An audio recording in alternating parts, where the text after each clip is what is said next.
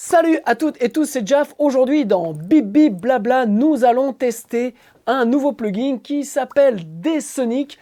Donc ce plugin est un simulateur de régie pour pouvoir travailler au casque. Et donc on va pouvoir le comparer avec un plugin que j'ai testé il n'y a pas très longtemps, le Wave Abbey Road Studio 3. Voilà, donc en attendant ce visionnage qui va bien entendu être passionnant les amis, je vous invite à vous abonner à ma chaîne YouTube et à cliquer sur la petite cloche par-ci ou par-là afin d'être averti des prochaines vidéos. On se retrouve après le jingle bien entendu pour pouvoir parler donc de ce nouveau plugin qui s'appelle le D-Sonic et donc on va voir un petit peu est-ce qu'il vaut le coup. A tout de suite.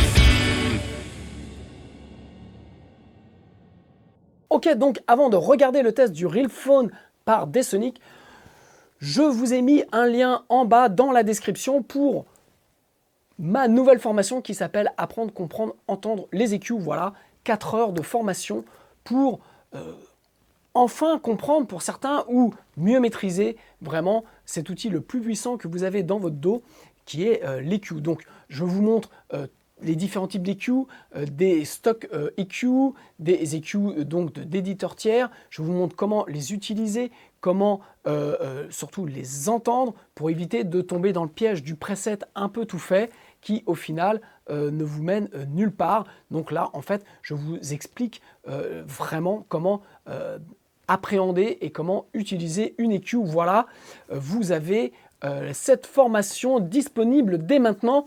Et pour les autres qui veulent des e-books gratuits, vous allez sur mon site et vous avez plusieurs e-books gratuits à télécharger. Voilà, c'est cadeau, ça me fait plaisir et la formation, c'est pas cadeau, mais ça me fait bien entendu aussi plaisir. Donc, on va voir ensemble le test du RealPhone par D-Sonic. Alors, il y a quelques temps, pendant le confinement, j'ai testé le Wave Abbey Road 3, donc du Studio 3, qui est la même chose, qui est un plugin qui simule donc une control room pour pouvoir en fait travailler au casque. Alors, moi, je m'étais retrouvé donc chez moi, j'étais pas donc au studio, j'étais dans une pièce un peu classique, quoi, un peu pourrie, et donc je me suis retrouvé à devoir mixer un titre, et j'étais un petit peu embêté puisque j'avais mes enceintes, mais pas dans le bon environnement, donc quelque part, j'étais complètement paumé. Donc, en fait, j'ai essayé ce plugin, donc je vais vous mettre le lien au-dessus pour le test donc, du Wave Abbey Road 3. Donc, c'est un plugin qui m'a donné vraiment beaucoup de satisfaction. Quand je suis revenu aussi au studio, j'ai écouté mon mix. Bon, il y avait quand même pas mal de petits trucs à corriger, mais je suis pas sûr que ce soit vraiment le plugin qui m'est induit en erreur. C'est plutôt moi qui ai un peu merdé sur des trucs. Bref. Mais quand on change de repère, quand on change d'endroit pour mixer, on est vraiment perdu. Et ça a été un petit peu mon cas. Donc j'ai perdu un peu mes repères. Ça fait 3 ans que je travaille dans ma pièce. Et donc là, de travailler au casque et dans une acoustique que je ne connaissais pas, eh bien voilà, c'était un peu nouveau pour moi. Et donc je me suis un peu emmêlé les pinceaux. Mais ce plugin web m'a donné malgré tout entière satisfaction. Le seul bémol, c'est qu'il n'y a pas beaucoup de presets sur le type de casque. Et donc, moi, je travaille avec un KRK 8400 et donc, il ne figure pas parmi les presets du Wave Abbey Road 3. Donc, lors d'un live Bip Bip Blabla, il y a, je crois, si je ne dis pas de bêtises, je crois que c'est Eric qui m'a, suite au test donc, du Wave, m'a dit, tiens, va voir, il y a un nouveau plugin qui est sorti par D-Sonic qui fait grosso modo la même chose. Donc voilà, nous allons le tester aujourd'hui et nous allons voir un petit peu bien entre le Wave et le RealPhone. C'est le RealPhone, oui, par D-Sonic. Est-ce que l'un est mieux que l'autre? Donc on se retrouve après la transformation. Ok, donc voilà la transformation, plus de chapeau mais un casque. Donc on va voir ensemble quel est ce plugin. Donc voilà, vous voyez le RealPhone est ici. Il est un peu moins classos que le Abbey Road. On est vraiment plongé dans le studio Abbey Road. Donc on a une console, ça fait classe. Bref, on s'en fiche un peu. Donc en fait, voilà, comme je vous le disais, le Abbey Road n'a pas beaucoup de presets de casques possibles. Et le Realphone en a un paquet. Alors, je ne peux pas vous les montrer puisque normalement, ils sont ici. Vous voyez, parce qu'en fait, moi, j'ai la version démo.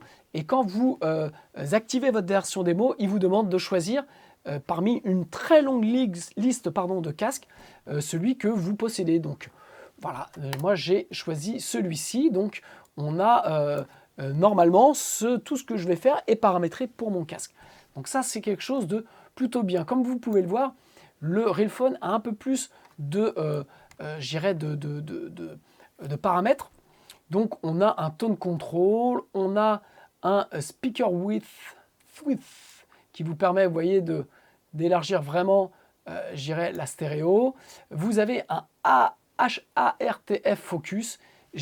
Regardez, j'ai pas vraiment compris à quoi ça servait, mais on va regarder un petit peu, enfin on va surtout écouter comment ça fonctionne. Vous avez un limiteur en sortie. Alors, je vais quand même le retirer pour pas avoir quelque chose de différent. Et puis, vous avez la possibilité de mettre des subwoofers un petit peu différents. Vous avez, là dans la version démo, vous avez 3 pièces. J'imagine qu'il y en a beaucoup plus dans l'autre version. Et en fait, ce qui est sympa, c'est que vous passez, vous voyez, sur des enceintes un petit peu comme ça en cliquant. Ok, vous avez ici la présence, le pressure, la correction. Donc ça, c'est pas mal de pouvoir mettre vraiment 100% ou ce que vous voulez. Et puis, ce que j'ai bien aimé, voilà, c'est vous avez accès directement au manuel. Donc ça, c'est plutôt bien. Donc vous voyez, il vous explique comment faire l'activation. L'activation se fait sans aucun problème. Donc ça, c'est un bon point. Et puis, voilà, donc je vous laisserai regarder le manuel parce que je ne suis pas un grand fan des manuels. Et donc, on va commencer. Donc, je vous ai mis ça sur mon bus de sortie. Vous voyez, mon stéréo out. Maintenant, attention, Hartung, c'est que quand vous mixez, vous allez avoir des plugins en sortie. Et je vous conseille plutôt, si vous êtes utilisateur de Cubase, de le mettre plutôt dans la control room, ici sur le main out, et de le mettre ici. C'est ici que moi je le mets habituellement. Mais là, dans le cadre de ce tuto, puisque je ne travaille pas vraiment en mix, puisque j'ai téléchargé, enfin j'ai importé le mix de mon titre s'y installé. Donc on va regarder un petit peu ce que ça donne.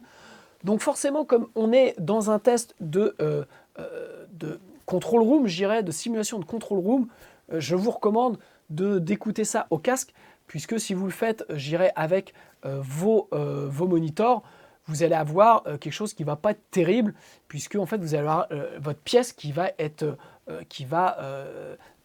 venir s'ajouter, je dirais, à la correction de pièce qui est déjà faite par le plugin. Donc c'est un test à écouter au casque. Donc démarrons et écoutons un petit peu un bout de ce titre magnifique de s'y installer.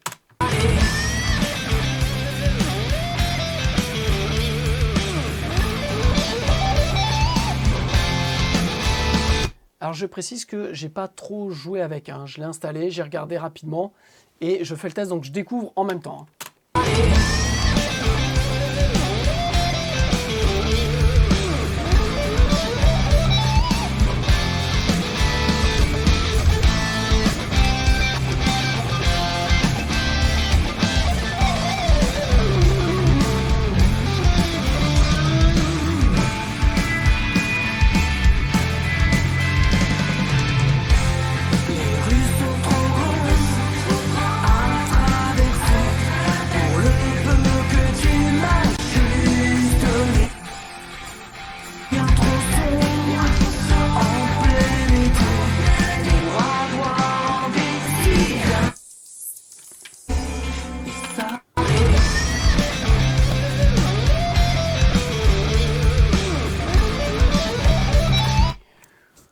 Comme prévu, le limiteur ajoute un son de limiteur que j'aime pas du tout. Donc voilà, je préfère le retirer. Comme ça, rapidement, j'aime bien. Donc là, on est dans le studio. Donc c'est le 7.3. Hop, ouais, d'accord. Donc en fait, non, j'ai juste une pièce. Et donc on passe, voilà, ok. des enceintes différentes. Et puis on va donc comme ça, je trouve ça plutôt pas mal.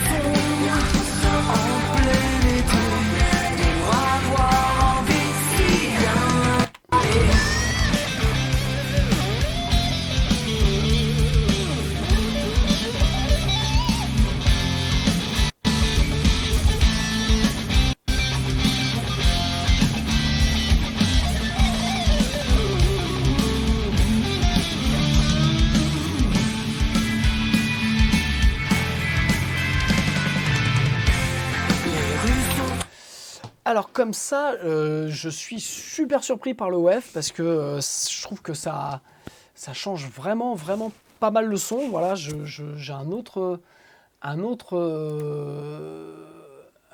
approche, ce qui est quand même bizarre puisque voilà, c'est un plugin que j'ai utilisé.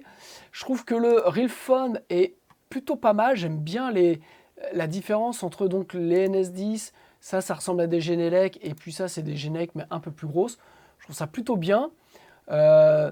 Après, le truc que je trouve super bien, c'est un petit peu ça, là, cette partie-là, qui permet d'avoir des presets un petit peu différentes notamment sur le bas ou sur l'ambiance de la pièce. Alors, si on regarde rapidement dans le manuel... Voilà, donc Room Sélection, on a l'ambiance, c'est pas ça. Voilà, c'est ça. Speaker Simulation, puis analyse de module, autre présence, Alexis. Ok.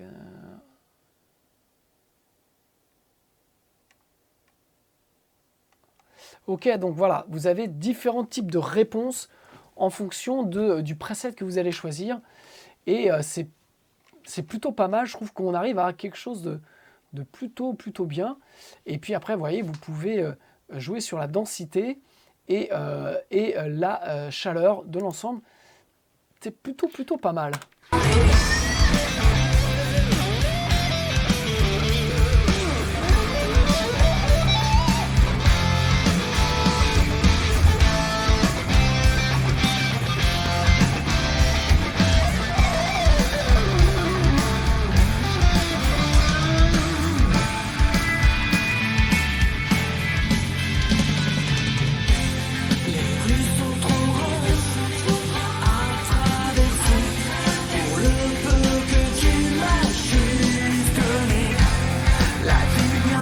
Alors, il y a un truc qui est systématique, c'est qu'on voit que le kick prend une place un petit peu différente à chaque fois.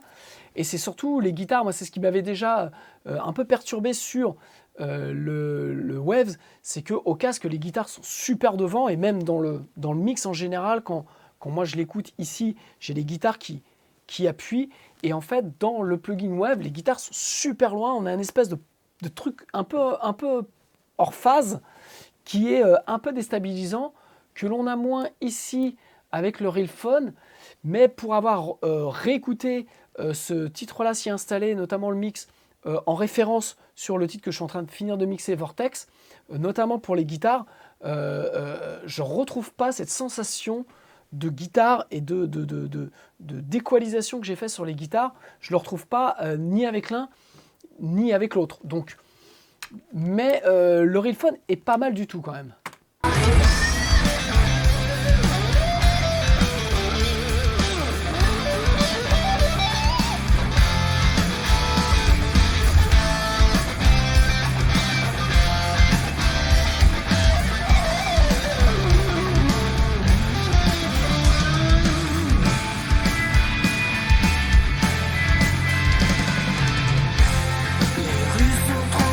Alors, bah, je préfère ça éteint parce que en fait, le speaker width, je trouve, ramène énormément de phase et perturbe vraiment vachement le signal.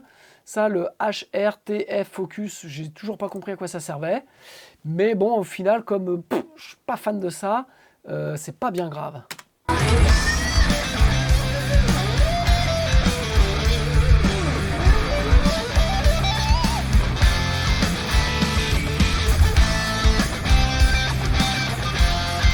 Ça, c'est super bien. Je trouve que c'est ce qui manque au Wave, c'est que on a vachement de pièces, on a vachement d'ambiance.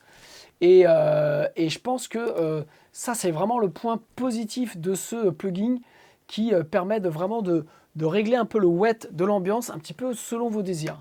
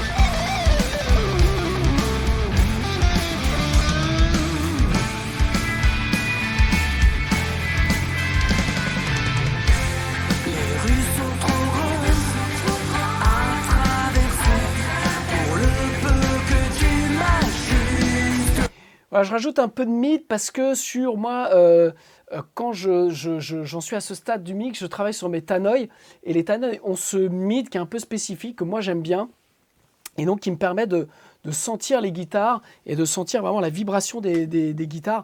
Et je trouve que là, on n'est pas si loin que ça. Je vais mettre un petit peu plus de volume dans le casque parce que là, il me manque un poil. Et puis, je vais continuer un petit peu. Il nous reste un petit peu de temps.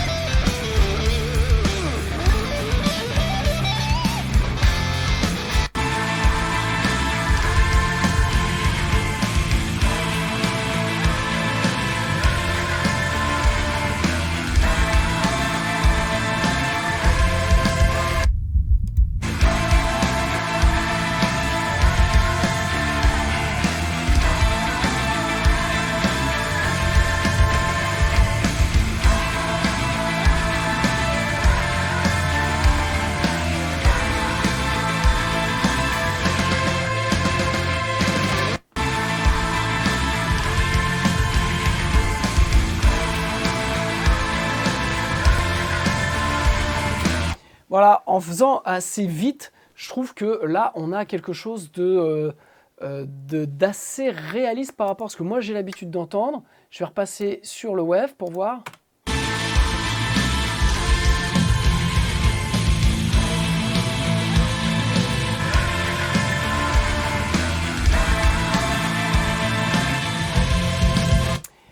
Je trouve que le Railphone a moins ce côté un peu hors phase qu'a le wave, donc qui est vachement plus diffus. Et je pense que c'est dû vraiment en grande partie à ce paramètre d'ambiance, pardon, qui me permet en fait je suis qu'à 30% et donc ça me permet d'avoir quelque chose d'assez dry quand même, où je trouve que c'était l'impression que m'avait déjà fait un petit peu le Studio 3, où je trouve qu'il y a vachement d'ambiance et il aurait suffi d'un petit bouton pareil pour régler un peu le wet de tout ça et trouver une balance qui est bien. En conclusion, sincèrement, je trouve que ce Railphone a beaucoup plus de capacité que n'a le Wave. Je trouve que on va mettre un peu plus de temps, mais on va pouvoir vraiment peaufiner son casque, puisqu'on a beaucoup plus de choix dans le casque que n'a le Wave. Ça, je suis pas fan du tout, le speaker width, parce que ça vient toucher vraiment la stéréo et vous allez vite fait faire des conneries là-dessus. Enfin, en tout cas, moi, je me laisserai vite avoir. Donc, je préfère ne pas trop toucher à ça. Le tone control, comme je vous ai dit, j'ai rajouté juste un peu de mid parce que c'est l'impression que j'ai sur mes Tannoy qui sont assez mid, donc que j'aime bien. Et puis ensuite, le speaker responsive, voilà, en hi-fi, je trouve que c'est pas mal, mais on pourrait continuer à essayer des trucs. Voilà, et j'aime bien ces 3 systèmes d'enceinte qui sont assez réalistes.